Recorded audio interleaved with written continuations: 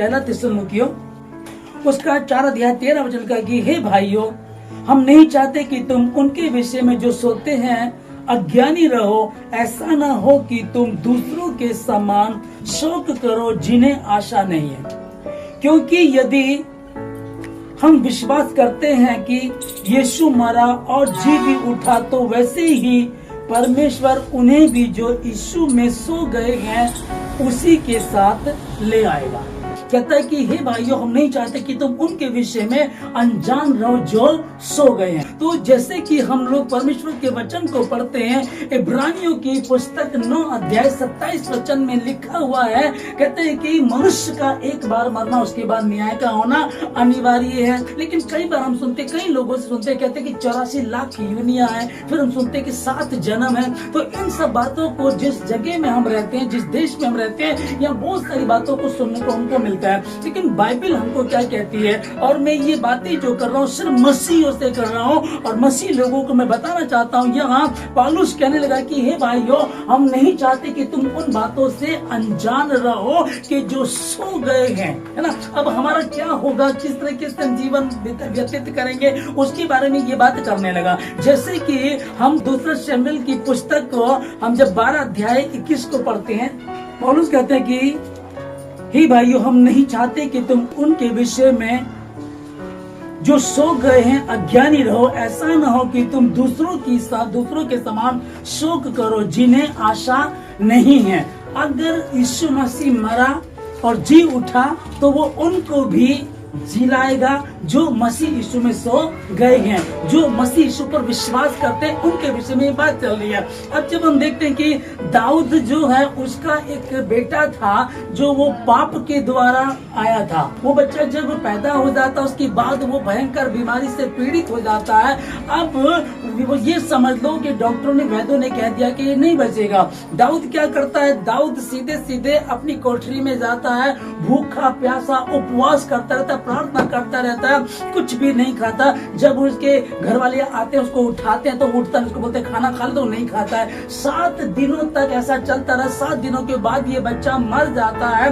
जब इसको पता चलता है कि बच्चा मर गया, ये कोठरी में से उठ करके आता है, और उसके बाद ये कहता है कि पानी गर्म करो। पानी गर्म कहते हैं, ये नहाता है, फिर ये भोजन खाता है। तो उसके जो बुजुर्ग लोग होते हैं वो कहते हैं कि जब बच्चा बीमार था तब तो तूने खाना नहीं खाया, तू अपनी कोठरी से नहीं निकला, तू प्रार्थना करता रहा, उपवास करता रहा, लेकिन जैसे ही बच्चा मर गया तूने तुरंत खाना खाया, तू नहाया। तब ये बोलता है कि जब तक बच्चा जिंदा था, वो बीमार था, तो मैंने प्रार्थना की, परमेश्वर हे प्रभु, मैं प्रार्थना करता हूँ मेरे गुनाहों की सजा बच्चे को मत दे, मुझे क्षमा कर दे, इस बच्चे को ठीक कर दे, ये बच जाए। मैं प्रार्थना करता रहा, लेकिन ऐसा नहीं हुआ। वो सो गया, हमेशा के लिए वो मर गया। अब वो क्या कह रहा है कि अब अगर मैं अभी उपवास रखूंगा तो क्या मैं उसको जिंदा कर सकता हूँ?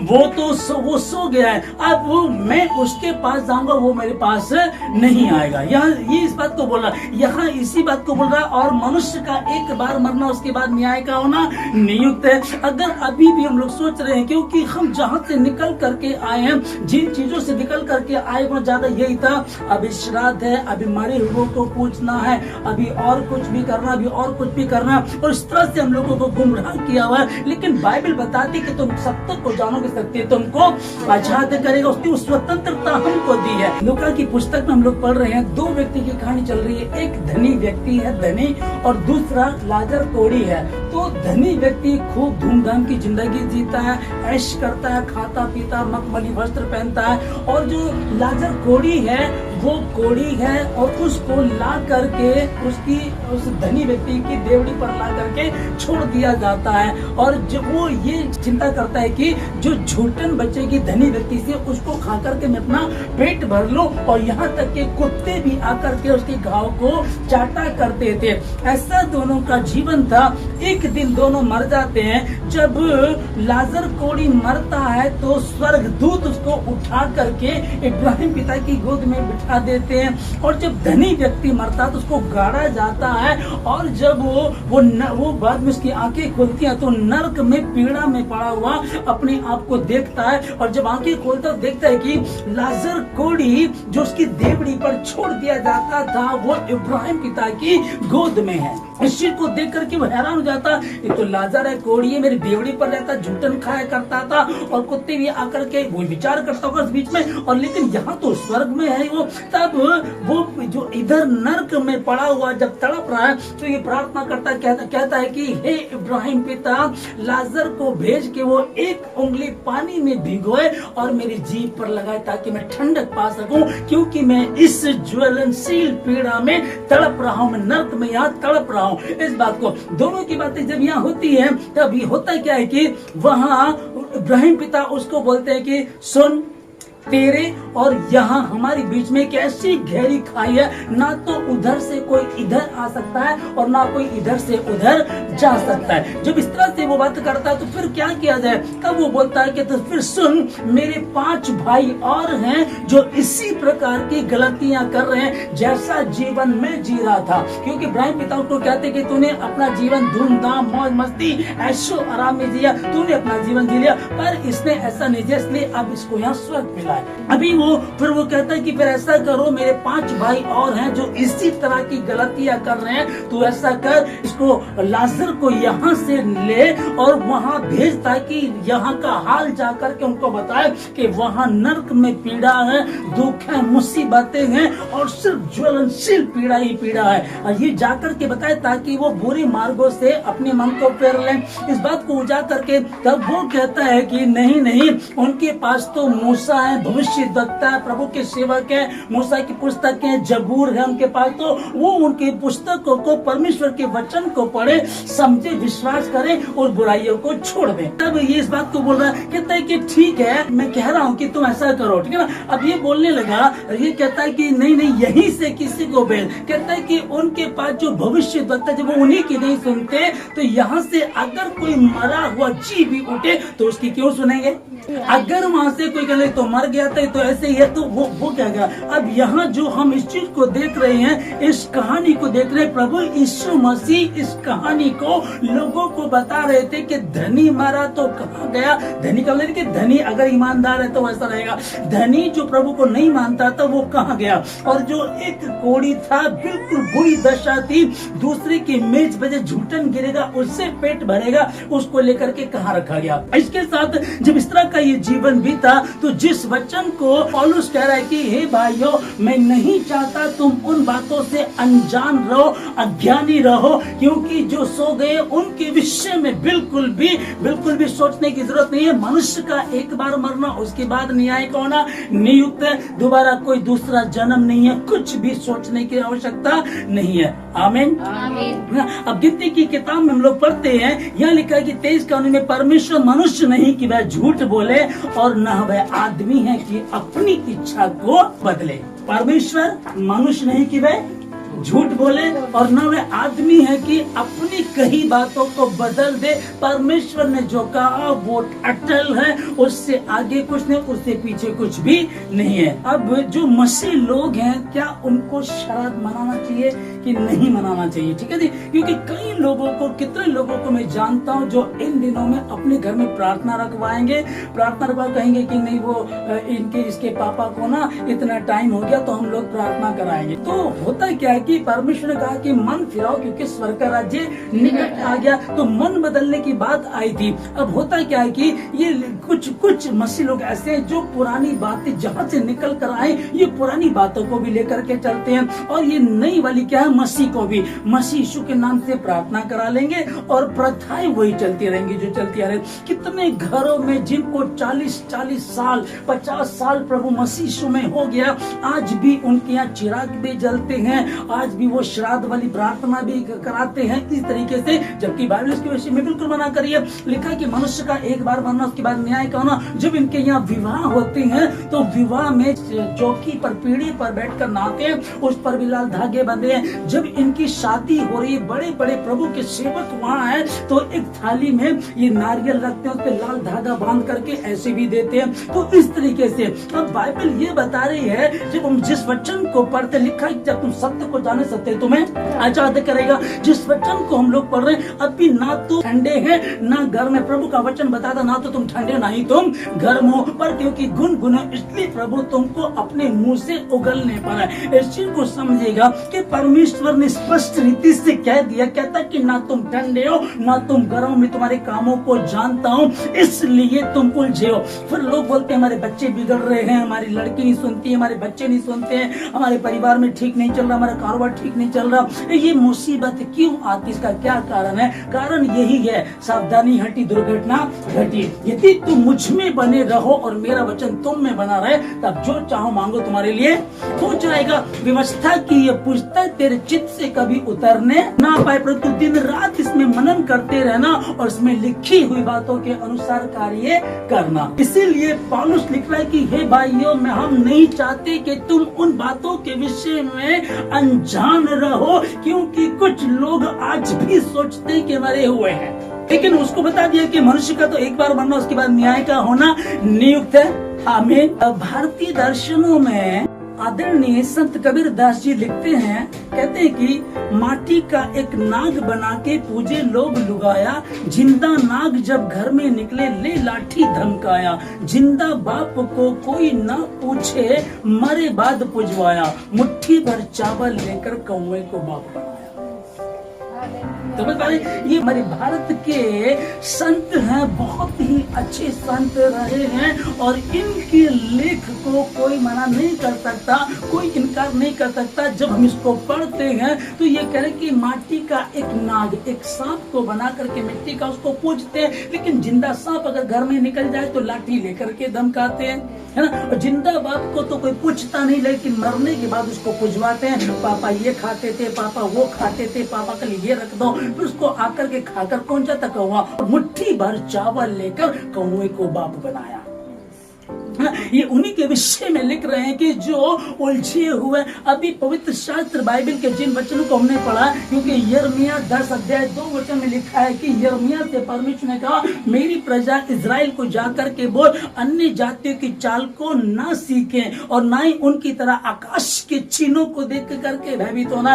अब हम लोग कई बार देखते हैं कि भाई अगर ग्रहण आ गया तो ग्रहण में तुमको जो प्रेग्नेंट लेडी वो बाहर ना निकले, बाल ना खोले, बासी ना खाए, छुरी ना चलाए, नहीं तो प्रॉब्लम आ जाएगी। और ये फैक्ट होता है, ये होता है। लेकिन एक और बात है, अगर आपके घर में इन्वर्टर है तो भी आपकी लाइट चली गई है, तो बताइए इसका मतलब इन्वर्टर खराब है या फिर इन्वर्टर को चलाया नहीं है या उसकी सेटिंग तुमने नहीं की, कुछ इस तरह की बात रहेगी ना। ये वरना आप जिनके घर में इन्वर्टर होता हमको पता ही नहीं लगता लाइट कब जाती कब आती है, क्योंकि वो एकदम तुरंत कन्वर्ट कर देती है। अनुग्रह का मतलब क्या? जब आप मसीह यीशु में आए हैं, आज मसीह यीशु के साथ हम संगति कर रहे हैं, मसीह यीशु के साथ प्रार्थना कर रहे हैं, उसके बाद भी हमारे साथ प्रॉब्लम चल रही है। सोचो यहाँ प्रभु का वचन किस बात को बोल रहा है। लिखा है कि जब तुम सत्य को जाने, सत्य तुमको आज स्वतंत्र करेगा। तो स्वतंत्रता अगर नहीं है तो इसका मतलब कहीं कोई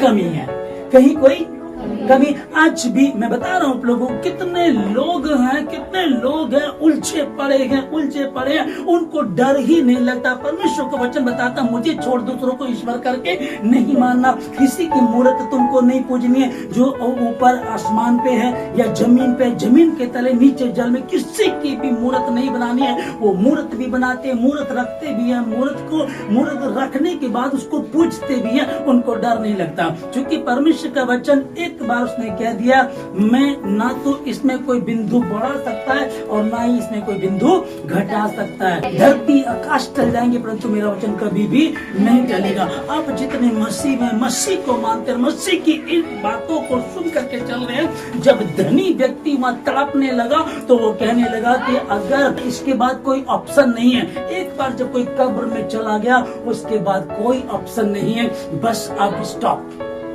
उसकी जीवन की पुस्तकें बंद हो गई है, अब तो उसी के अनुसार न्याय होना। लोग सोचते हैं कि हम लोग चींटी को आटा खिलाएंगे तो हमारे अपने जो हैं वो ऊपर स्वर्ग में चले जाएंगे। जीते जी मुझको जो करना है उसी के अनुसार न्याय होना है। अभी भी वक्त है, अभी भी समय है कि हम अपने किए की तौबा करें, अपने आप को सुधारें और प्रभु जैसा कहता वैसा करें। और जैसे का मतलब ये नहीं कि प्रभु आपको उल्टा चलने के लिए बोल रहा है। एक भी बात इसमें आपको ऐसी नजर नहीं आएगी जहां कोई कह सके ये तो गलत करने के लिए बोल रहे हैं।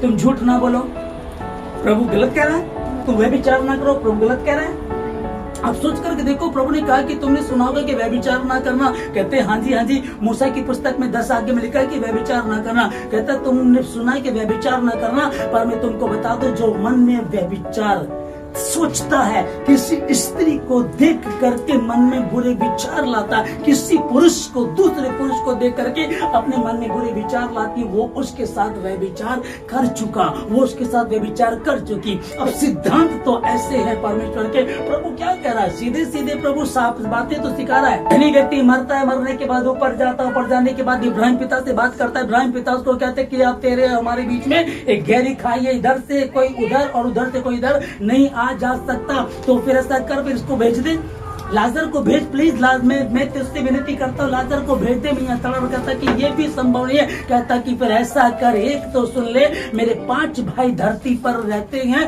वो भी ऐसा ही जीवन जी रहे हैं, वो खुदा से नहीं डरते, किसी की परवाह नहीं करते, जिंदगी को उनको नहीं पता आफ्टर डेथ क्या होने वाला, मरने के बाद क्या होगा उनको नहीं पता।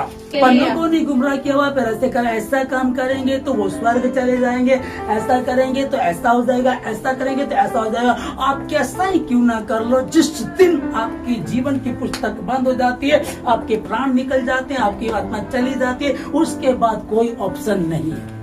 आदरणीय तुलसीदास जी के जो गुरु थे उनका नाम रामानंद जी था। एक बार रामानंद जी ने तुलसी को कहा, तुलसीदास ऐसा कर, दूध लेकर के आओ। तो कभी पहले दूध नहीं लाए होंगे, रोज दूध की जरूरत नहीं पड़ती थी, आज दूध की जरूरत पड़ी। तो इसने पूछा कि गुरुदेव दूध काहे के लिए चाहिए? उसने कहा कि पितरों को पूजना है, जो हमारे जो बुजुर्ग हैं, जो पितर हैं, उनको पूजना है, खीर बनाने उनको खिलानी है। तो ये इतना विद्वान था कि इसकी आंखें गई कि जो मर गए उनको खीर बनाएंगे, उनको खिलाएंगे। तो ये दिमाग काफी तेज था, चलता रहा। ये सोच रहा गुरु जी क्या कर रहे हैं। तो इसने क्या किया, एक मरी हुई गाय देखी और मरी हुई गाय के आगे उसने घास ली और उसके मुंह के आगे रख दी और बैठ गया।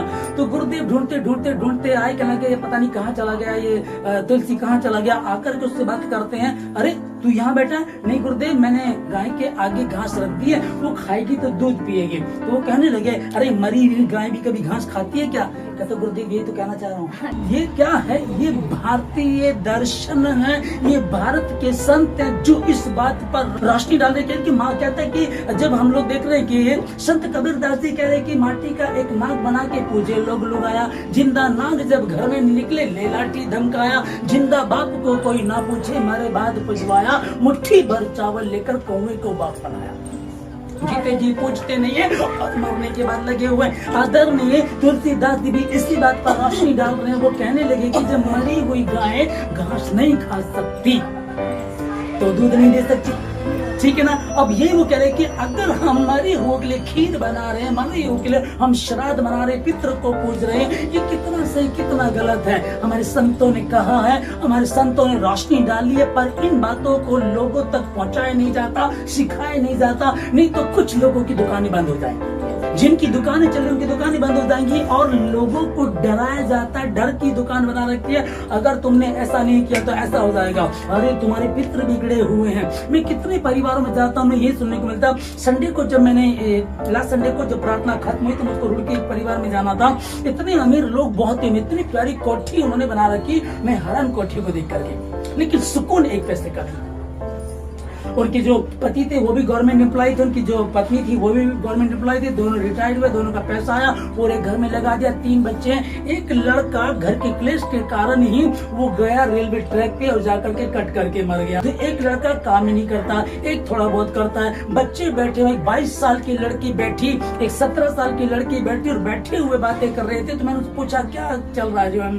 कहते कि हमें कुछ नहीं पता, हम घर में सुकून नहीं है, शांति नहीं है, बुरा हाल है। मैंने कहा फिर आपने दिखाया होगा इस चीज को, कहीं दिखाया होगा, बताया होगा लोगों को? कहने लगे हमने बहुत दिखाया। मैंने कहा फिर तो आपके 8-10 हजार रुपए भी खर्च होंगे। कहते 8-10 नहीं, लाखों रुपया खर्च हो गया, कोई समाधान नहीं बताता, सिर्फ एक चीज बताते हैं, तुम्हारे घर में कुछ भला है, तुम्हारे घर में कुछ परेशानी है। मैंने उनको कहा कि परेशानी तो तुमको पता है क्या है, पर समाधान कौन बता रहा है? मैंने उनको बताया कि मैं आपको समाधान बता रहा हूँ। आधा की पौन घंटा उनसे बैठ करके बातें की, वो रो रहे थे, चेहरे उनके दुखी थे, परेशान थे, पर जैसे जैसे वचन चलता चला गया वैसे वैसे स्वतंत्र होते चले गए। कहने लगे आज जैसा हमने सुना आज तक ऐसा कभी भी नहीं सुना है, कि वचन की सुनते सुनते उन लोगों ने आशीष पाई है। ये ना ग्रेजुएट करने वाली लड़की बैठी कहती है हमारे घर में कोई सुकून नहीं है, हमारे पास कोई जीवन नहीं है, पापा आते हैं झगड़ा करते हैं, नशा है, झगड़ा है, परेशानियां, उलझन है, कोई आनंद, कोई सुकून नहीं है। कारण क्या है? लोग बोलते तुम्हारे पितृ बिगड़ गए, तो हमको समाधान तो बताओ। तो समाधान कौन बताएगा? जो डर की दुकान चला रहे हो, तुमको डराते हैं, तुमको लूटते रहते हैं। और यही 12 वर्ष से लहू बहने वाली स्त्री के साथ हुआ, उसके साथ ही चल रहा था। जब तक धन संपत्ति थी तब तक लोग उसको लूटते रहे, चलते रहे, चलते। एक दिन धन संपत्ति उसकी सारी खत्म होती चली गई और लहू बहने की प्रॉब्लम थी। लहू बचता तो जीवन बचता, अब लहू भी खत्म होने वाला था और वो मरने वाली थी। लेकिन उसने क्या कहा? आज यीशु मसीह हमारे नगर में आया है, मैं भीड़ को चूर करके उनके बीच में जाऊंगी और यदि उसके वस्त्र के कॉर्नर को छू दूंगी तो चंगी हो जाऊंगी। उसने कार्य हुआ। तो परमेश्वर का वचन जिस बात पर रोशनी डाल रहा है, यहाँ पौलुस लिख रहा है कि हे भाइयों, हम नहीं चाहते कि तुम उन बातों से अनजान रहो। पहला तो सुन के पढ़ रहे थे, हे भाइयों, हम नहीं चाहते कि तुम उनके विषय में अनजान अज्ञानी रहो। ऐसा ना हो कि तुम दूसरों के समान शोक करो जिन्हें आशा नहीं है। दूसरों के समान तुम शोक करो, दुखी हो, परेशान हो, जिनको आशा नहीं है, उम्मीद नहीं है। आगे लिखा है क्योंकि यदि हम विश्वास करते हैं कि यीशु मरा और जी भी उठा, तो वो परमेश्वर उन्हें भी जिलाएगा जो मसीह यीशु पर विश्वास करते हैं। अब आप लोग प्रार्थना करते हैं, विश्वास करते हैं, और लोगों को इस समय इतना डर, इतना भय रहता है कि वो इन दिनों में वो कोई खरीदारी नहीं करते हैं। एक क्रिश्चियन लेडी बहुत समझदार, पढ़ी लिखी, जब मेरी उससे बात हुई, मुझको किसी के द्वारा पता चला, तो मैंने कहा क्या आप लोग शॉपिंग करने नहीं जा रहे? उनके परिवार में कोई शादी थी, तो मैंने कहा आप शॉपिंग करने जा रहे? कहने लगे नहीं, वो मेरी जो कजन है ना, उसने कहा कि नहीं श्राद्ध चल रहा है, अभी शॉपिंग नहीं करेंगे। क्रिश्चियन लेडी, पढ़ी लिखी, विद्वान, विदेश में रह करके आई है और एक अच्छे चर्च से बिलोंग करती है, एक अच्छी चर्च में जाने वाली लेडी है। अब उस बात को बोले कहने कि नहीं श्राद्ध के दिन चल रहे हैं, इनमें खरीदते नहीं, इनमें खरीदारी नहीं करते हैं। मैं आपको बताऊं, हमारा कई सप्ताह से आने का चल रहा था कि ब्लेसी हमारी बेटी पे ब्लेसी पैदा हुई है। हम लोग हरिद्वार में, क्योंकि उत्तराखंड में थे, वहीं डिलीवरी हुई थी। उसके बाद हमको वापस अपने घर आना था। ऑपरेशन के द्वारा हमारी बच्ची हुई है, तो कुछ समय हमको वहाँ रहना था। जब हम लोग वहाँ से आने की सोचे, नहीं हुआ, और जिस दिन हमारा प्लान बना तो दिन शनिवार था और श्राद्ध शुरू हुए। समझिए किस बात को? दिन शनिवार का श्राद्ध शुरू हुए। शनिवार के दिन तो ऐसा नहीं करना चाहिए, या तो शुक्रवार को जाओ या फिर रविवार को जाना। और इन्हें जो श्राद्ध शुरू हो गए, अब श्राद्ध शुरू हो गए तो इसमें तो बिल्कुल भी नहीं, इसमें तो गलत बात हो जाएगी। एक दिन और रुक जाओ, या तो पहले शुरुआत करें या फिर बाद में करें। लोगों की सोच जो रहती है, या तो पहले करो या बाद करो। अब बताइए क्या करना है? अब अगर हमको कोई काम शुरू करना, सपोज करो कि मुझको घर बनाना है और घर में महीना 2 महीने का काम है, तो 2 दिन पहले शुरू कर दो, श्राद्ध के बीच में नहीं कर सकते। होता ना जी ऐसा? यदि आप लोगों को पता हो, इसी प्रकार की बातें होती हैं। लेकिन मेरे परमेश्वर ने ऐसी कोई बाधा नहीं रखी है। उसने कहा कि तुम सत्य को जानोगे, सत्य तुमको स्वतंत्र करेगा। उसने कहा व्यवस्था की पुस्तक तेरे चित्त से कभी उतरने ना पाए। उसने कहा कि इसमें लिखी बातों के अनुसार आचरण करना।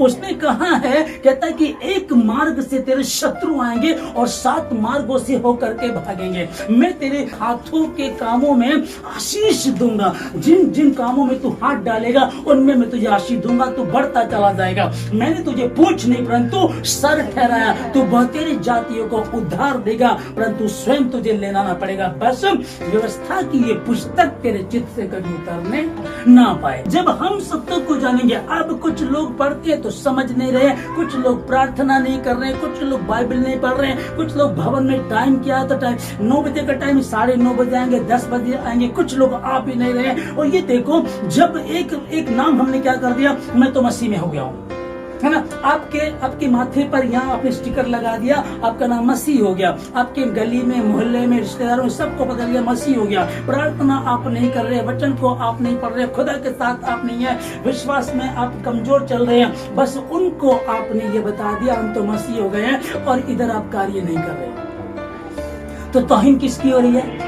परमेश्वर की ना। और आप भी दुख उठा रहे हो, आपके साथ भी प्रॉब्लम है। हाँ, आप मसीह में ईमानदार हैं, मसीह में ठीक चल रहे हैं, कुछ समय लेके दुख है, मुसीबत है, परेशानी है। यूसुफ के साथ 13 साल की मुसीबत आई, 13 साल की मुसीबत उसके साथ चलती रही, 13 साल तक दुख उठाता रहा। उसके सगे भाइयों ने मारना चाहा, बेच दिया, उस औरत ने इल्जाम लगाया, जेल में डाल दिया, दुख उठाता रहा। एक लाडला बच्चा झाड़ू पोछा लगा रहा घर में, परमेश्वर के साथ था, लेकिन 13 साल का दुख, लंबा दुख चलता रहा। और 13 साल के दुख के बाद 13 साल की बरकत एक ही दिन में परमेश्वर को दे दी। 13 साल की आशीष एक ही दिन में परमेश्वर दे दी। 13 साल तक दुख उठाता है, दुख दुख दुख दुख दुख। परमेश्वर ने प्लानिंग की हुई थी, वो प्रोजेक्ट पे काम चल रहा था। वह जेल में पहुंचाया, जेल में पहुंचाने के बाद 2 राजा के साथ जो ब्याह थे उन तक पहुंचाया। उन तक पहुंचाने के बाद वो राजा के पास पहुंचा, और कोई काम था जिसको परमेश्वर ने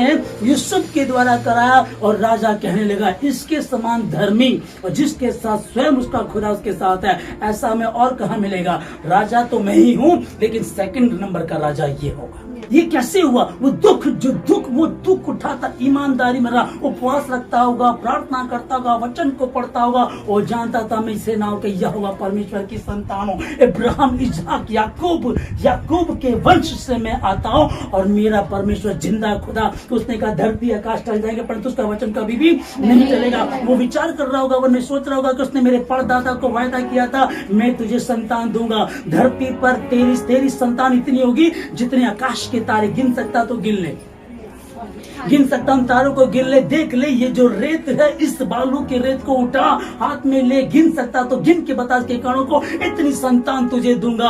और 199 वर्ष की उम्र तक कोई बच्चा नहीं हुआ। जब 99 वर्ष का अब्राहम हुआ, पेड़ के नीचे बैठा विचार कर रहा था, तारों को देख रहा था, परमेश्वर आकर के दर्शन देता, कहता कि अब्राहम, मैं सर्वशक्तिमान परमेश्वर हूँ, यही मेरा नाम है, मेरी उपस्थिति में चल और सिद्ध होता चला जा। उसने कुछ नहीं किया, उन्होंने कहा कि जिस नगर में मैं जहाँ तुझे भेजता हूँ उस नगर में जा, फरीसी लोगों के बीच में जा, कनानी लोगों के बीच में जा, यरीहो में जा, और जब तू वहाँ जाएगा तो पूरी रीति से जो भी उनके टोने टोटके हैं उन सबों को खत्म कर देना, उनके जैसे कार्य मत करना। मेरी प्रजा इस्राएल को जा करके बता, आकाश के चिन्हों को देख करके भयभीत नहीं होना, अन्य जाति की चाल को नहीं सीखना है। इस तरह से उसने विचार किया होगा। जब परमेश्वर ने वायदा किया था 199 साल तक लंबी परीक्षा, हाय बरकत कैसे मिलेगी, आशीष कैसे होगी, परमेश्वर ने वायदा किया था तो पूरा ही नहीं हुआ, ये कैसे होगा? परमेश्वर झूठ तो नहीं बोल रहा था, परमेश्वर कह के भूल तो नहीं गया, परमेश्वर को गलती तो नहीं हो गई है, वो गलती नहीं करता। मनुष्य भूल जाता है, इब्राहिम भूल गया, सारा भी भूल गई। सारा ने कहा ठीक है, कोई बच्चा उच्चा होने वाला नहीं है, जो मेरी दासी है इसको पत्नी बना और इसी से वंश चलाते हैं। तूने अपनी चाल चलनी शुरू कर दी, ये तेरी बेवकूफी, तेरी गलती थी, ठीक है तूने जो किया, लेकिन परमेश्वर अपने वायदे को पूरा करता। हम लोग भूल जाते हैं पर वो भूलता नहीं है। इसी बात को विचार कर रहा होगा, यूसुफ देख रहा होगा अपने परदादा को, फिर अपने दादा इसहाक को देख रहा होगा, कैसे परमेश्वर उसको आशीष दी, क्योंकि मेरी दादी जो रिबेका थी वो भी तो बांझ थी, फिर उसके यहाँ बच्चा हुआ, फिर उस तरीके से जब याकूब पैदा हुआ फिर परमेश्वर ने आशीष दी। और परमेश्वर 13 साल की लंबे दुखों के बाद जिसको वो झेल रहा था, वो चलता रहा, दुख उठाता रहा, चलता रहा, लेकिन उसने अपने मुंह से इनकार, यहोवा का इनकार नहीं किया, यहोवा का इनकार नहीं किया। अन्य जाति के बीच में रहो। कमल का फूल सुनते हैं, फूलों का राजा कमल का फूल, लेकिन पैदा कहाँ होता है जी? कीचड़ में।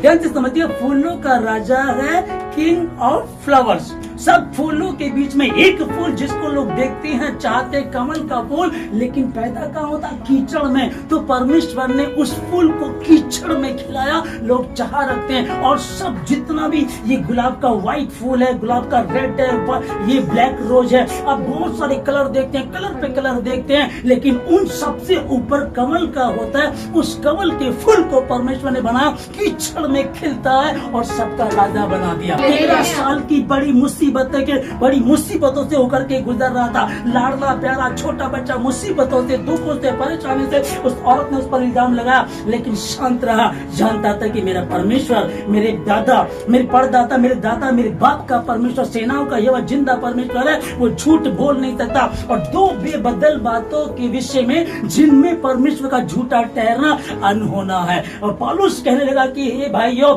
हम नहीं चाहते कि तुम इन बातों से अनजान रहो, अज्ञानी रहो, क्योंकि अब तुम वैसे ना रहो जैसे दूसरे लोग रहते हैं, उनको लगता है कि उनको तो कोई आशा ही नहीं है। पर यहाँ दाऊद कह रहा है कि भाई, मैंने जब तक मेरा बच्चा जिंदा था, बीमार था, मैंने उसके लिए प्रार्थना की, दुआ की, उपवास रखे, 7 दिनों तक वो भूखा और प्यासा रहा। जैसे उसको पता लगा कि उसका बेटा मर गया है, और नहाया, धोया, खाना खाया उसने। लोग कहने लगे आकर के, बुजुर्ग लोग, ये क्या किया तूने?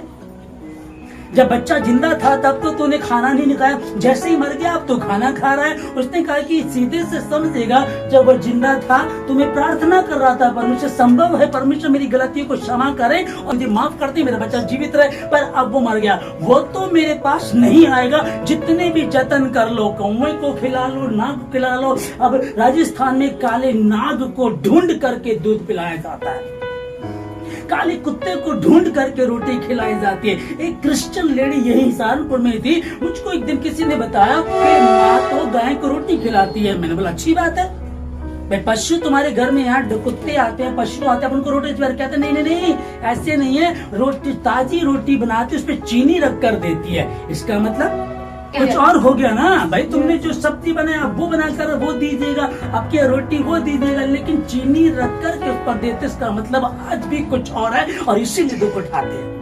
पौलुस इसी बात को बोला, कहता है कि हाँ, मैं नहीं चाहता तुम उन बातों से अनजान रहो। मनुष्य का एक बार मरना, उसके बाद न्याय का होना नियुक्त है, फाइनल से कोई नहीं टाल सकता। आप उलझना चाहते हैं भैया, 84 लाख यूनी है, 7 जन्म, ठीक है, आप कर लीजिएगा। पर अगर आप बाइबल को मानने वाले हैं और बाइबल के परमेश्वर पे आपने विश्वास किया, तो वो खुदा इसी बात को बोल रहा है कि तुम सत्य को जानोगे, सत्य तुमको स्वतंत्र करेगा। हमारे भारत के एक योग गुरु रामदेव जी हैं, वो एक इंजीनियर कॉलेज में स्पीच देनी थी उनको, जवान लड़कों के बीच में। वहाँ गए तो उनकी मैं उस वीडियो को देख रहा था, उन्होंने कहा कि देखो सुनो, अंधविश्वास से दूर रहना, अच्छे से तरीके से रहिएगा, क्योंकि लोग क्या कर रहे हैं, लोग कहते कि हम शनि को तेल चढ़ाएंगे, कहने लगे शनि को तेल चढ़ाओगे तो क्या हो जाएगा, आपको कहने नहीं तो शनि भारी हो जाएगा। उन्होंने इस बात पर बहुत बोला, कहते कि ये अंधविश्वास है, इन पर विश्वास मत कीजिएगा। ये तो हमारी योग गुरुजी अभी भी हैं, और आप YouTube पे या गूगल पे जाइएगा, देखिएगा, आप सर्च करेंगे आपको मिल जाएगा। गुरु हैं, लोग हैं, बताने वाले हैं, लेकिन उनको ज्यादा दिखाया नहीं जाता, बताया नहीं जाता। इससे क्यों नहीं दिखाया जाता कि जो तुम्हारी दुकानें वो बंद हो जाएंगी, कुछ लोगों की दुकानें हैं वो बंद हो जाएंगी। अब यही तो कारण है, जब तुम सत्य को जान सकते तुमको आचार्य करेगा। आज जो दुष्ट आत्मा कहीं नहीं निकलती, जो प्रॉब्लम कहीं नहीं जाती, वो मसीह यीशु में आकर के दूर हो जाती है, दूर हो जाती है ना। तो वो लोगों को लगता है कि अब हमारी दुकान बंद हो गई है। 4 साल से, 2 साल से, 2 महीने से कोई व्यक्ति किसी के यहाँ जाया करता था, बाबे के पास, और जा करने के वाले के पास जाते थे ना। अब उनके पास जब जाते थे तो वो उनको लूट रहे थे, इतने पैसे दे दो, इतने दे दो, इतने दे दो। मसीह यीशु में आते हैं, पीछे चर्च के सबसे पीछे बैठते हैं और चंगे होकर के चले जाते हैं, क्योंकि परमेश्वर का वचन बताता है कि पहले चमत्कार है, बाद में पश्चाताप है। समझिएगा इसको, पहले चमत्कार, बाद में पश्चाताप। पहली बार जब आते हैं तो परमेश्वर आपको आशीष देता है, छूता, चंगाई दे, आपका दर्द, आपका कई सालों का दर्द चला जाता है, कई सालों की परेशानी चली जाती है, कई सालों का रोग चला जाता है, जो डॉक्टर ठीक नहीं कर पाए, आपसे ठीक नहीं हुआ, कई जगह दिखा दिया, कई डॉक्टर्स बदल दिए, कई बाबाओं के बाद कहीं नहीं हुआ, मसीह यीशु में आप पीछे आकर के बैठते हैं और उसी दिन आपका दर्द चला जाता। ये कौन कर रहा? उसने कहा कि मैं सेनाओं का यहोवा हूँ। उसने कहा कि मैं इसलिए आया कि वे जीवन पाए और बहुतायत का जीवन पाए। शैतान चोर चोरी करने, नाश करने और घात करने आया। धनी व्यक्ति तड़प रहा है, कोढ़ी लाजर भूखा होता था, उसकी देवड़ी पर ला करके रख दिया जाता था और वो सोचता था कि जो धनी खाता उसकी झूठन बचे, उससे मैं अपना पेट भरूं। वो ऊपर गया, दोनों के बीच में फर्क नजर आया। अब कहता है कि मेरे 5 भाई हैं, प्लीज मैं रिक्वेस्ट करता हूँ इब्राहिम पिता, मैं विनती कर रहा हूँ, गुजारिश कर रहा हूँ। यहाँ पे कहना कि जिंदों के नहीं सुनते थे, मरो की क्या सुनेंगे। उनके पास तो पुस्तक है, उनके पास तो भविष्य वक्ता है, नबी है, उनकी सुने, उनके पास पुस्तक है, उसको पढ़े, उसके अनुसार चले। और मसीह यीशु इस बात को नए नियम में बता रहे हैं। पुराने नियम की पुस्तक उनके पास थी, जहां परमेश्वर बात को स्पष्ट कर रहा है। दाऊद भी इस बात को कह रहा है, मैं तो उसके पास जाऊंगा पर वो मेरे पास नहीं आ सकता, वो मर गया, वो नहीं आ सकता, कुछ भी संभव, कोई कोशिश कर लो वो आ ही नहीं सकता। सिर्फ मसीह यीशु मरा और तीसरे दिन मुर्दों में से जी उठा, दूसरा आज तक कोई नहीं जो जी उठा। पर अब जब तुम मसीह यीशु पर विश्वास करते हो तो आज आपको डरने की जरूरत नहीं है। आपको किसी का भय नहीं खाना, किसी से डरने की आवश्यकता नहीं है, क्योंकि यदि परमेश्वर हमारे पक्ष में है तो हमारा विरोधी कौन हो सकता है। तब जितने यीशु मसीह के पास यीशु मसीह उनको आशीष दिया करता था। मसीह यीशु के पास अंधे आए तो क्या वो अंधा ही वापस गया? लंगड़े यीशु मसीह के पास है तो क्या वो लंगड़े ही गए? 4 दिन का मृतक लाजर, यदि कोई मर गया है, वो कब उसके पास यीशु मसीह उतर से होकर के गुजर रहा है तो क्या वो मरा हुआ ही रहा? है ना? 4 दिन का व्यक्ति मर चुका लाजर, जब मसीह यीशु उसके पास पहुंचता तो क्या वो मरा ही रहा? वो जिंदा हो गया। यीशु मसीह आपके साथ है, यीशु मसीह आपके भीतर रहता है। क्या तुम नहीं जानते तुम्हारा शरीर तुम्हारे, परंतु परमेश्वर का पवित्र मंदिर है, परमेश्वर का आत्मा तुम्हारे भीतर वास करता है। यदि कोई इस मंदिर को नष्ट करने की कोशिश करेगा तो परमेश्वर उसको नष्ट करेगा। यदि कोई इस मंदिर को नष्ट करने की कोशिश करेगा तो परमेश्वर उसको नष्ट कर देगा। कहते तुम्हारे पितर बिगड़ गए, मुझे नहीं पता, मेरे तो जीवन सुधर गया क्योंकि मेरा बाप मुझे मिल गया। बिगड़ तो वो अब गए क्योंकि मैंने मसीह यीशु को ग्रहण कर लिया। अब उसकी औकात नहीं है, क्योंकि जिस घर की चौखट पर बर्रे का लहू लगा है, जिसके मस्तक पर बर्रे का लहू लगा, उसकी औकात नहीं है वो आपको टच कर सके। जानते हो एक चोर आपको कब लूट करके लेकर के जाता है? जब आपके हाथ में बंदूक है, तलवार है, लेकिन आप लेकर के कांप रहे हो। चोर समझ जाता है कि ये मूर्ख है। आपके पास तलवार तो होती है, आप कहते यीशु मसीह के नाम से चलो तो उसको पता ही मूर्ख है, क्योंकि वो परमेश्वर के साथ रहता था। जो शैतान बना, लूसीफर स्वर्गदूत था, परमेश्वर रहता था, उसको पता है, वो बहुत बातों को जानता है, वो एक एक बात आपकी जानता है। जब आप प्रार्थना करते हैं, अन्य भाषा में प्रार्थना करते हैं, यीशु तेरे नाम की महिमा हो, वो समझ नहीं पाता। आप अपनी प्रार्थना को बढ़ा दीजिएगा और चल रहे हैं। हाँ, दिक्कतें हैं, परेशानी है, अब ये है, अब ये है, अब ये बहुत सारी दिक्कतें हैं, बहुत सारी बातें आ रही हैं, लेकिन एक चीज मेन है कि बहुत बारिश चल रही है, बहुत बारिश हो रही है, बहुत पानी बह रहा है। अब हम क्या करें? एक चीज परमेश्वर के वचन में लिखा हुआ है कि जब हम छतरी लेकर के जाते हैं तो उनको पहले प्रभु जी, मैं आपको धन्यवाद देते मान परमेश्वर सारी बातों के लिए, आज की सुबह के लिए, सुंदर समय के लिए परमेश्वर धन्यवाद देते हैं। आज की संडे सर्विस के लिए प्रभु जी, खुदावंद आपने संभाला। और जैसे प्रभु जी पौलुस अपने लोगों से बातें करता, कहता है कि हे भाइयों, मैं नहीं चाहता कि तुम उन बातों से अनजान रहो कि जिन बातों को लेकर लोग परेशान रहते हैं, कि जिनको आशा नहीं है कि हमारे अपने जो मर गए हैं वो कहाँ गए, क्या होगा। फिर हम वचन को पढ़ते कि दाऊद कहता है कि जब मेरा बेटा जिंदा था, बीमार था, तो मैंने परमेश्वर के सामने प्रार्थना को रखा, विनती की, गुजारिश की, उपवास किया, लेकिन अब वो सो गया है। दुनिया की रीति बोलते मर गया है, वो पिता के पास चला गया, न्याय के लिए चला गया। मैं तो उसके पास जाऊंगा परंतु वो मेरे पास नहीं आएगा। प्रभु जी मैं धन्यवाद देता हूँ उन सारी बातों के लिए। धन्यवाद प्रभु राजा आपके महान प्रेम के लिए, आपके पवित्र वचनों के लिए कि धनी व्यक्ति और लाजर कौड़ी दोनों मरते हैं। और हम पढ़ते हैं उसमें कि धनी व्यक्ति गाड़ा गया और उसके बाद वो कहाँ पाया गया? नरक में उसकी आंखें खुलती हैं। दूसरे हम देखते हैं कि जब लाजर मरता तो उसके लिए नहीं लिखा कि वो गाड़ा गया, लिखा कि उसको उठा करके स्वर्गदूत पिता इब्राहिम की गोद में लेकर के गए। खुदावन मैं धन्यवाद देता हूँ सारी बातों के लिए प्रभु जी कि इन दिनों में परमेश्वर के कई लोग प्रभु जी मसीह में भी ऐसे हैं जो श्राद्ध में उलझे हुए हैं, टोना टोटका में उलझे हुए हैं, ताकत ताबीज में उलझे। परमेश्वर मेरी प्रार्थना परमेश्वर के उनको प्रभु जी आप सब बुद्धि प्रदान कीजिएगा, उनको आशीष दीजिएगा प्रभु जी। आपकी योजना इनके जीवन से पूरी हो, हर बुराई से आप इन्हें बचाएं, किसी परीक्षा में पढ़ने प्रभु राजा। आज के वचन में परमेश्वर जब बातें कर रहे थे प्रभु जी कि मसीह बहन होने के बाद, अच्छी पढ़ी लिखी होने के बाद, एक अच्छे चर्च से बिलोंग करती है, उसके बाद भी उसके दिमाग में यही था कि श्राद्ध वाले दिनों में शॉपिंग नहीं करते हैं। तो अगर हम इन चीजों को महत्वता दे रहे हैं तो इसका मतलब हमने परमेश्वर को मरा हुआ साबित कर रहे हैं। लेकिन वो मरा और तीसरे दिन जी उठा, और जो कोई इस पर विश्वास करता नाश नहीं होगा परंतु अनंत जीवन पाएगा। हर एक टोना टोटका, उलझने, परेशानी, कपड़ा काटा, प्रॉब्लम टोने टोटके वाले बाबाओं के द्वारा सताए गए लोगों को मैं आजाद करता यीशु मसीह के नाम से, मैं आजाद करता यीशु मसीह के नाम से कि तेरे नाम की महिमा प्रभु जी। और आज के वचन के द्वारा प्रभु जी इन लोगों ने आशीष पाई। मैं धन्यवाद देता हूँ। हर व्यक्ति आशीष, हर सुनने वाला आशीष को पाए, हर सुनने वाला आशीष को पाए प्रभु जी।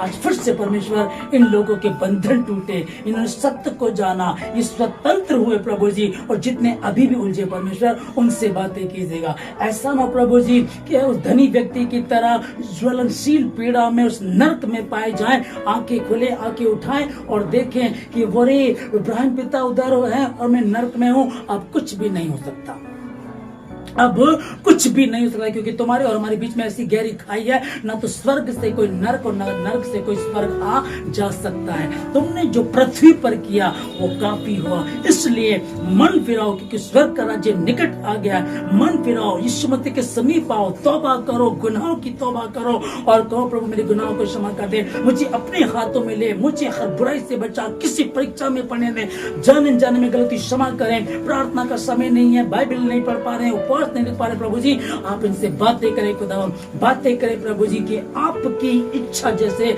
आसमान में पूरी जमीन पर प्रभु जी एक व्यक्ति, एक सुनने वाले व्यक्ति के जीवन से आप इन्हें आशीष दें, जितने समय सुनने आशीष दें। धन्यवाद दीदी मेरे सारी बातों के लिए, सारी आदर में आपको देके धन्यवाद के साथ प्रार्थना मसीह यीशु के नाम से मांगते हैं, आमीन। अब प्रभु यीशु मसीह का अनुग्रह, पिता परमेश्वर यहोवा का प्रेम और पवित्र आत्मा की सहभागिता से लेकर युगान युग तक आप सबों के साथ होती है। यीशु मसीह के नाम से मांगते हैं, आमीन।